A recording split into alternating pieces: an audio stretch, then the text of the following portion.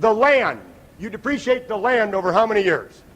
0. Put a big old 0 there. You can't depreciate the land. The IRS says, Janet, come on, the land's not wearing out. You can't depreciate the land. So she says, okay. Now the personal property. We move on to the personal property.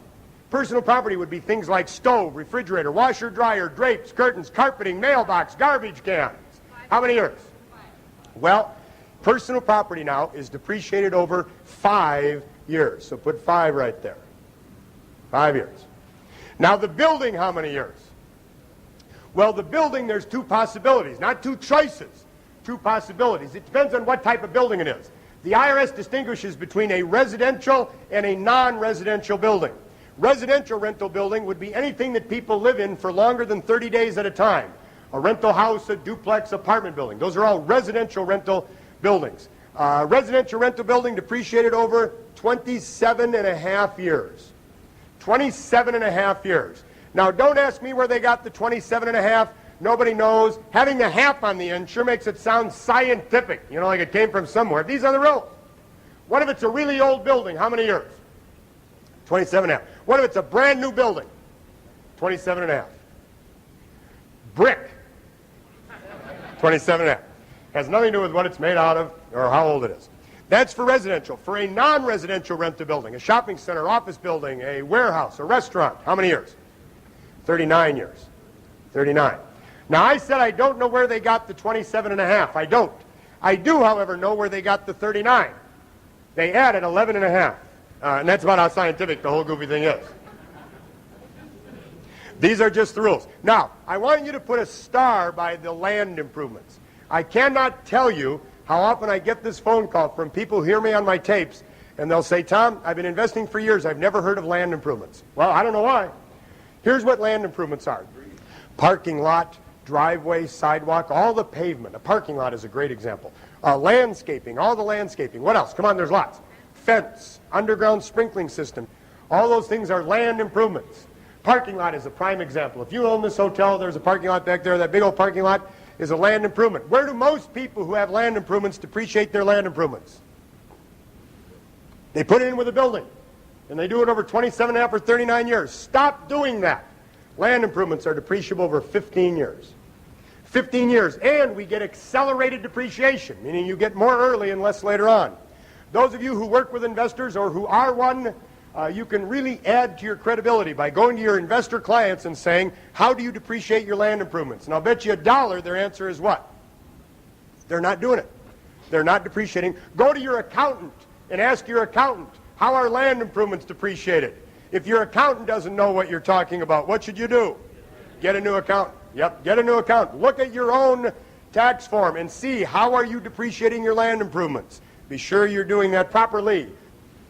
Without going through all the math, let's up here just say the total depreciation is $6,000. Just put that right there, $6,000. And you say, where'd you get the $6,000? Well, I made it up. It's my seminar, I can make it up. But it's an educated makeup. So let's say our depreciation is $6,000. So let's bring that down to Roman numeral 3. And you see that here's Janet trying to figure her taxable income. We take the net operating income, $12,765, minus the interest, $10,609, minus the depreciation, let's say $6,000. And now if you make that calculation, net operating income minus the interest minus the depreciation, you get negative $3,844. Check me with your calculator. You get a taxable income negative $3,844. Is that right? Everybody see that? A negative taxable income. One of you show this to Janet and you say, Janet, look, your taxable income is negative $3,844. What's she going to say? If she's like most people out in the marketplace, when you say, hey, your taxable income is negative $3,844, most people say what to that? Most people say, that's it, pal. If you mean I lose another $3,800 on this turkey, I'm out of here. And you would say to her what? How much money is she losing? None. As a matter of fact, what does she have in her pocket? $1,425. The tenants paid her loan down $731. She's ahead $2,100. But when the IRS says, hey, Janet, how'd you do on this property? What'd she say? Oh, man, are you kidding? I lost $3,800. Well, the IRS says, Janet, if you lost $3,800, you can take that loss outside the building and use it over here against your income from your job. And it'll shelter $3,844 of your income from your job. Here's Janet at her job. I'm making numbers up now, Janet. Here's Janet at her job. Let's say her taxable income is $43,844. It's like a miracle. $43,844. If she does not buy the property, she would pay tax on what? $43,844. But now here's Janet at her job, taxable income $43,844, but she also buys this little rental property over here, and this rental property shows a loss of $38,44. She really didn't lose the money. She just gets to say she lost the money. Well, what good does that loss do for her? Now she has to add up all of her income. She's got $43,844 from her job. She adds in a negative $38,44 from her property. Her combined taxable income, how much? $40,000. She'd pay tax on how much? $40,000. She got to earn how much? Well, $43,844 plus $1,425 plus $731. Her income went up, but her taxable income went down. She does not have to pay tax on $3,844 of her income. And she doesn't have to pay tax on which $3,844? Well, the highest, the last dollar. Remember how the tax brackets go? The last dollar we earn is our most expensive dollar. This shelters from the last down, not the bottom up. Will this save her state income tax as well as federal, depending on what state she lives in? Sure. Could she easily be in a 35% tax bracket, state and federal? Yep. Help me, what's 35% of 3844? 1,300 and what? 13 what? 1,345. $1,345. Now, is that tax saved or paid? Saved. You see on that line, put circle taxes saved.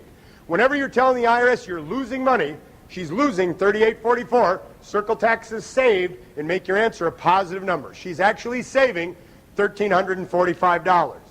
Will everybody in this room save $1,345? No. Might some of us save more? Might some of us save less, depending on where we fall tax bracket-wise? In this case, though, $1,345 income tax saved. Now, it's important to keep in mind that your ability to use the tax loss from your rental property is subject to something called the passive loss rules. These passive loss rules are complicated and beyond our scope here, but there's a real good detailed explanation of these rules included in my CDs. Be sure to use your CDs and study guides to learn the ropes, then ask your personal accountant to see how the rules affect your unique situation. What you've just watched is the tax savings portion of my seminar, but there's plenty more where that came from.